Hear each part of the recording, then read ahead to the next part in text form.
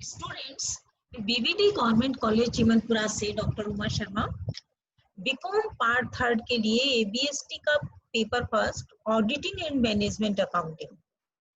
आज इसमें हम जो चैप्टर शुरू कर रहे हैं वो है अंकेक्षण योजना एवं कार्य प्रणाली। कि किसी भी कार्य को करने के लिए पहले योजना बनाई जाती है, उसके बारे में हम जानकारी ले रहे हैं।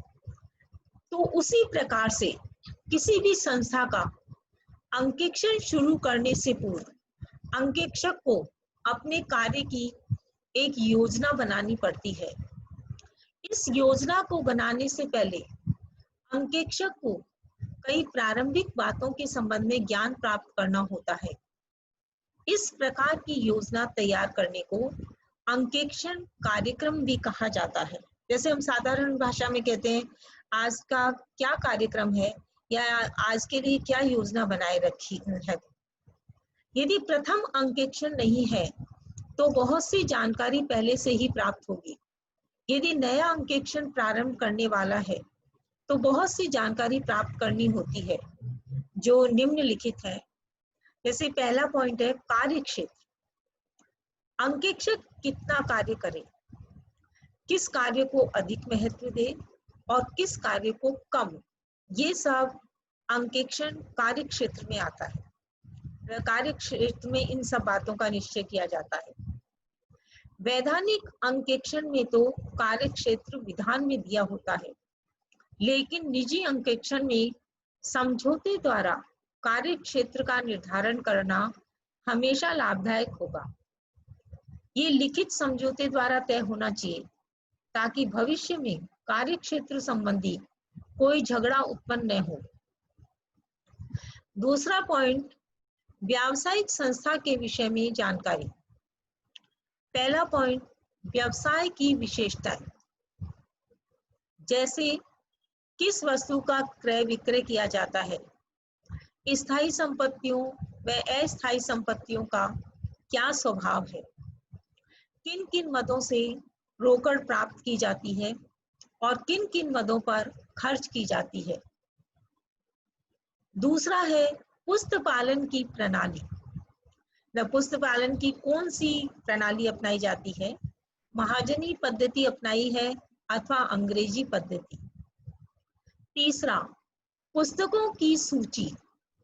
पुस्तकों की सूची प्राप्त कर लेनी चाहिए।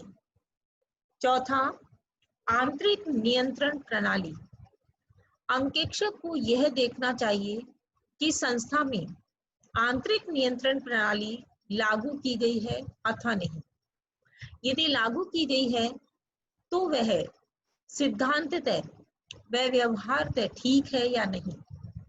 आंतरिक नियंत्रण में भी आंतरिक निरीक्षण का विशेष अध्ययन करना चाहिए। आंतरिक अंकेक्षण यदि होता है तो उसकी जानकारी प्राप्त करनी चाहिए। पांचवा पॉइंट है कर्मचारियों का कार्य विभाजन। या अंकेक्षक को यह भी ज्ञात कर लेना चाहिए कि व्यवसाय के कर्मचारियों में कार्य का विभाजन किस प्रकार किया गया है, किस कर्मचारी को क्या कार्य दिया गया है।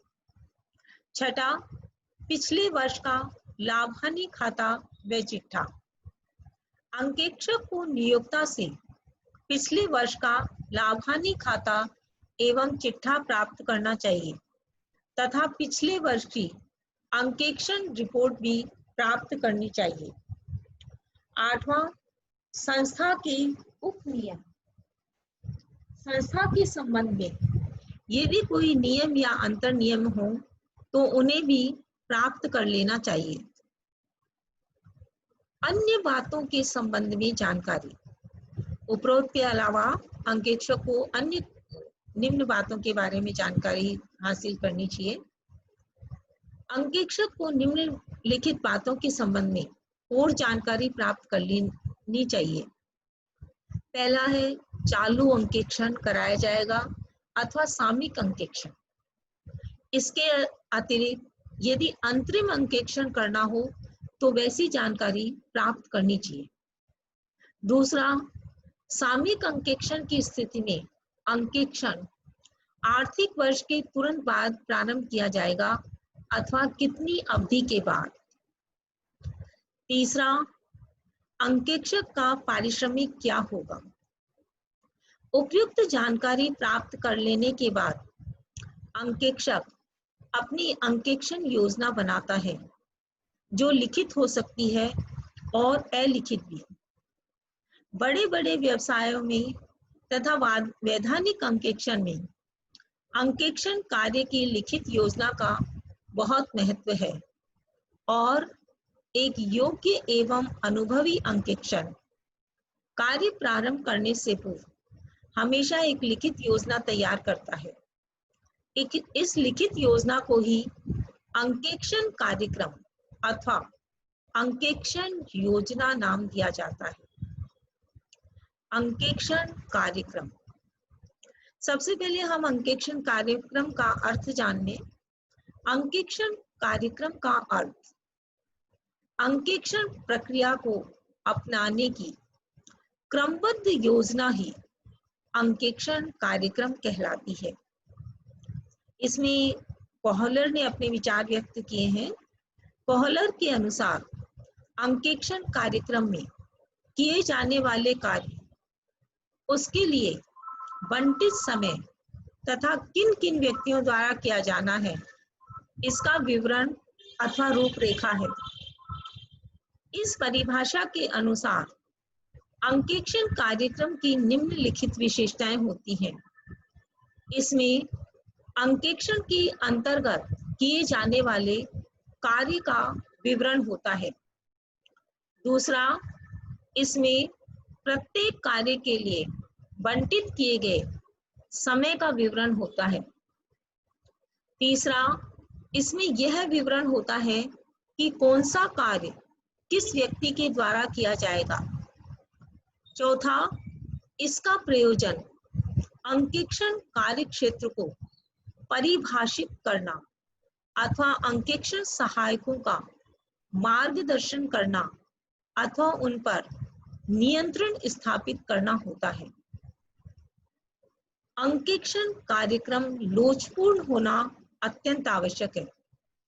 लोच से तात्पर्य यह है कि अंकेक्षण करते समय ज्ञात होने वाली नई परिस्थितियों के अनुरूप अंकेक्षण कार्यक्रम को ढालना। लोच इसलिए अनिवार्य है क्योंकि आने वाली समस्त परिस्थितियों का पूर्वानुमान लगाना संभव नहीं होता है। अंकेक्षण कार्यक्रम अंकेक्षण मानदंडों के आधार पर तैयार की गई ऐसी लोचपूर्ण जांच योजना है जो ये निर्धारित करती है कि कौन सा जांच कार्य किस व्यक्ति द्वारा कितने समय में किस प्रकार किया जाएगा। Okay students,